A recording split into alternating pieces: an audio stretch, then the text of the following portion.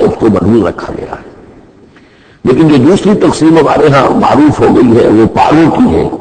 اول تو یہ معلوم نہیں کہ یہ تقسیم کب ہوئی، مجہول الزمان ہے یہ۔ نمبر دو یہ کہ اس میں یہ زیادتی بھی نظر آتی ہے کہ سورتوں کی فصیلیں توڑ دی گئی ہیں، گویا کہ ایک مصنوعی مساوات قائم کرنے کے لیے کہ 30 دن میں اگر قرآن مجید ختم کرنا ہو، ہر مہینے میں ایک ختم قرآن کوئی شخص کرنا چاہے تو روزانہ ایک پارہ پڑھ کر، لیکن یہ کہ اس میں وہ حسن موجود نہیں ہے بلکہ یہ قباحت موجود ہے کہ سورتیں کاٹ دی گئی۔ اس کے بعد جو بات مجھے عرض کرنی تھی وہ یہ ہے کہ زیادہ عرصہ نہیں گزرا کہ قرآن حکیم کی ترتیب اور تقسیم کے ضمن میں ایک اور حقیقت سامنے آئی ہے، اور یہ حقیقت یہ ہے کہ قرآن حکیم کی سورتوں کے گروپس ہیں۔ اب یہ چونکہ بالکل ماضی قریب کا معاملہ ہے، اس سے پہلے یہ ذکر موجود نہیں تھا۔ اول تو یہ بات بھی مان لیجیے کہ قرآن مجید میں ترتیب اور نظم، اس کے بارے میں ہمارے اسلاف نے نہ کوئی زیادہ محنت کی اور نہ انہوں نے سمجھا کہ اس میں کوئی خاص ربط ہونا ضروری ہے۔ لیکن یہ کہ عہد حاضر میں مولانا حمید الدین فراہی رحمۃ اللہ علیہ ہندوستان میں ایک ایسے عالم پیدا ہوئے کہ جنہوں نے نظم قرآن کو اپنا خاص موضوع بنایا کہ جو آیات باہم جوڑی گئی ہیں تو آخر کوئی حکمت ہے، سورتوں میں جو ربط قائم کیا گیا ہے یقیناً حکمت پر مبنی ہے، ورنہ سب سے سیدھی ترتیب کہ جیسا کہ میں نے کل عرض کیا تھا یہ ہوتی ترتیب نزولی سے قرآن کو مرتب کر دیا جاتا۔ لیکن یہ کہ سورتیں آپ کو معلوم ہے طویل سورتوں میں ایسا بھی ہے کہ وہ ایک وقت میں نازل نہیں ہوئی بلکہ متعدد اوقات میں، سورہ بقرہ جو ہے وہ تقریباً 2 سال میں اس کی جو تنزیل ہے وہ مکمل ہوئی۔ تو پھر کچھ آیتوں کو جوڑنا، کس کو کہاں رکھنا ہے، کس کو کہاں رکھنا ہے، تو یہ حضور صلی اللہ علیہ وسلم نے خود کیا ہے، اللہ تعالیٰ کے حکم سے کیا ہے، تو یہ چیزیں حکمت سے خالی تو نہیں ہو سکتی۔ تو انہوں نے اس کو خاص اپنا موضوع بنایا اور ان کے سامنے بعض حقائق آئے ہیں، وہ حقائق ہیں جو اب میں آپ کے سامنے بیان کر رہا ہوں۔ اس میں ایک اشکال ہو سکتا ہے، اسے میں چاہتا ہوں کہ پہلے رفع کر دوں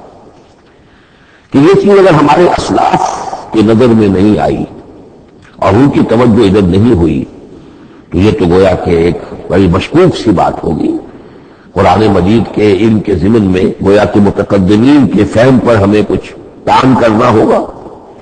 لیکن یہ بات درست نہیں ہے۔ قرآن مجید ایک ایسی کتاب ہے جس کے بارے میں خود حضور نے جو فرمایا لا تنقضی عجائبہ، اس قرآن کے عجائب کبھی ختم نہیں ہیں،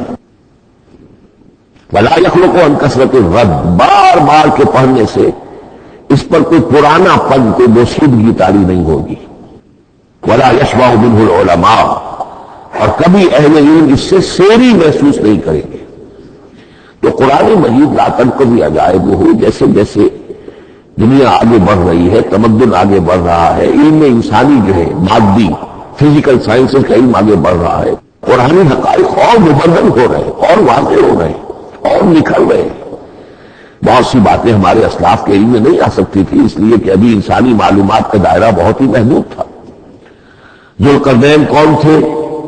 اب چونکہ تاریخ مفسرین کے علم میں نہیں تھی تو سکندر اعظم کو سمجھا گیا کہ ذوالقرنین ہے، حالانکہ سکندر کی شخصیت اور ذوالقرنین کی وہ شخصیت جو قرآن میں بیان ہوئی ہے دونوں میں کوئی مناسبت ہے ہی نہیں۔ اسی طریقے کا معاملہ یہ کہ نظم قرآن کا ایک پہلو کہ جو ابھی پوری طریقے سے آشکارا نہیں ہوا تھا، یہ دور وہ ہے کہ جس میں اللہ کے فضل و کرم سے وہ بات بھی اب کھل کر سامنے آئی ہے، اور اس سے اگر حقیقت توثیق ہو رہی ہے حضور کے اس فرمان کی کہ لا تنقضی عجائبہ، اس کے عجائب کبھی ختم نہیں ہوگی۔ انسان محنت کرے گا، کوشش کرے گا، یہ ہیروں کی ایک ایسی کان ہے جس میں سے اور ہیرے نکلتے چلے جائیں گے۔ اس کے ضمن میں ایک بات تو میں نے آپ سے کل عرض کر دی تھی اور آج پھر بھی کہی ہے، سورتوں میں بھی ایک ربط ہے، آیات جو سورتوں کے اندر جوڑی گئی ہیں، پھر سورتیں اکثر اور بیشتر جوڑوں کی شکل میں ہیں۔ اس کے کچھ مثالیں بھی کل میں نے آپ کو دی تھی۔ قرآن مجید کی ایک آیت مبارکہ ہے وَمِن كُلِّ شَيْءٍ خَلَقْنَا زَوْجَيْنِ لَعَلَّكُمْ تَعْقِلُونَ یا لَعَلَّكُمْ تَذَكَّرُونَ، مجھے پوری طرح یاد نہیں ہے۔ ہم نے ہر شے کو جوڑوں کی شکل میں پیدا کیا، اگرچہ اس کو کیونکہ قرآن مخلوق نہیں ہے ہم اس پر اس کا اطلاق نہیں کریں گے، لیکن من کل شیء خلقنا زوجین، اس میں اس قدر کیٹیگوریکل اسٹیٹمنٹ ہے کہ معلوم ہوتا ہے کہ یہ اصول اتنا اللہ تعالیٰ کے ہاں اتنا پسندیدہ ہے کہ قرآن مجید کی صورتوں میں بھی یہ صورتوں کے بھی جوڑوں کی شکل میں ہونا یہ بہت ہی اظہر من الشمس ہے۔ بعض جگہوں پر تو اظہر من الشمس ہے، بعض جگہوں پر بڑا تدبر کر کے بات معلوم ہوتی ہے۔ البتہ کہیں کہیں آپ کو نظر آئے گا کچھ منفرد صورتیں بھی ہیں، اور ان میں سے بعض یہ جب دوران ترجمہ یہ چیزیں آئیں گی تو اب میں صرف اس وقت حوالہ دے سکوں گا، بڑی تیزی سے ہمیں چلنا ہوگا۔ اس وقت میں چاہتا ہوں کہ ذہن میں یہ حقائق بیٹھ جائے۔ بعض جگہوں پر آپ دیکھیں گے تین صورتوں کے گروپ ہیں، ان میں سے دو کے مابین تو نسبت زوجیت کامل ہے، بلکہ یہ سمجھ لیجیے نسبت زوجیت کہتے کس کو ہے؟ دو چیزیں مل کر کسی مقصد کی تکمیل کریں، ان دونوں میں ایسی نسبت ہونی چاہیے ریسیپروکل کہ وہ ایک دوسرے کی تکمیل کے لیے اور کسی مقصد کے حصول کے لیے ان کے مابین ایک تعلق قائم ہو، یہ زوجیت ہے۔ اسی طریقے سے قرآن مجید میں جب صورتیں آتی ہیں دونوں کی شکل میں تو کسی مضمون کا ایک رخ وہ ایک صورت میں آ جائے گا، اس کا دوسرا رخ دوسری صورت میں آ جائے گا، اور دونوں مل کر جسے ہم کہتے ہیں تصویر کے دونوں رخ وہ رخ مکمل ہو جائیں گے، بات پوری ہو جائے گی۔ البتہ بات اگر تو ہے تین صورتوں کے سب گروپس ہیں۔ میں اس معاملے میں گروپ کا لفظ ریٹین کر رہا ہوں اس لیے کہ قدیم کے یہ تصور تھا نہیں، جدید اصطلاح ہے تو اس میں چونکہ اب بہت سے الفاظ انگریزی زبان کے اب اردو میں آ گئے ہیں کہ اس کی جگہ کوئی اور بہت ہی کوئی کوشش کر کے لفظ آیا جائے تو وہ شاید زیادہ عام فہم نہیں ہوگا، یہ عام فہم ہے۔ تو گروپس اور سب گروپس، چھوٹے گروپ بڑے گروپ، تو یہ چھوٹے گروپ جو ہے تین صورتوں کے، ان میں سے دو کے مابین تو نسبت زوجیت بتمام و کمال ہوگی اور تیسرے کی حیثیت ضمیمے کی ہوگی۔ اس کی مثالیں بعد میں آئیں گی۔ البتہ یہ جو ضمیمے ہوتے ہیں خود ان کے یا جو دوسری منفرد صورتیں ہیں خود ان میں آپ کو فصل کے ساتھ نسبت زوجیت مل جائے گی۔ اس سے آگے چلیے، اب اصل ہے وہ شے جس کو میں آج چاہتا ہوں بیان کرنا۔ قرآن حکیم کی صورتوں کی ایک گروپنگ اس اعتبار سے سامنے آئی، کچھ صورتیں مکی پھر مدنی پھر مکی پھر مدنی پھر مکی پھر مدنی پھر مکی پھر مدنی، ایسا کیوں ہے؟ بڑی قابل غور بات ہے، اس میں کوئی حکمت ہے۔ اور عجیب بات یہ سامنے آئی، اس اعتبار سے بھی قرآن کے 7 گروپ بنتے ہیں، ہر گروپ میں ایک یا ایک سے زائد مکی صورت اور پھر ایک یا ایک سے زائد مدنی صورتیں، ایک گروپ پورا ہو گیا۔ دوسرے گروپ میں پھر ایک یا ایک سے زائد مکی صورت، پھر ایک یا ایک سے زائد مدنی صورتیں، وہ پھر گروپ مکمل ہو گیا۔ یہ گروپ بھی قرآن حکیم میں 7 ہے۔ یہ گروپ جو ہے قرات کے لیے نہیں ہے، یہ گروپ کی معنوی تقسیم ہے، غور و فکر کے اعتبار سے کہ ہر گروپ کا ایک عمود ہے، ایک مرکزی مضمون ہے، اور اس جس طریقے سے صورتیں دو مل کر ایک مضمون کی تکمیل کرتی ہیں،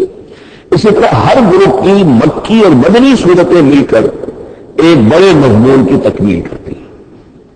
اس طریقے سے گویا کہ یہ قرآن مجید میں 7 گروپ ہیں بڑے بڑے، جو کہ جس میں کہ صورتیں جو ہیں وہ جمع کی گئی ہیں۔ مثلا میں اب آپ کو اشارتاً بتا دوں، پہلے گروپ میں سورہ مکی جو ہے وہ صرف ایک ہے، سورہ فاتحہ، تعداد میں تو ایک ہے، وہ اپنے حجم کے اعتبار سے چھوٹی بھی ہے لیکن بہت بھاری صورت ہے۔ وَلَقَدْ آتَيْنَاكَ سَبْعًا مِنَ الْمَثَانِي وَالْقُرْآنَ الْعَظِيمِ، محض اس صورت کبھی قرآن عظیم کہا گیا، لیکن ایک صورت مکی سورہ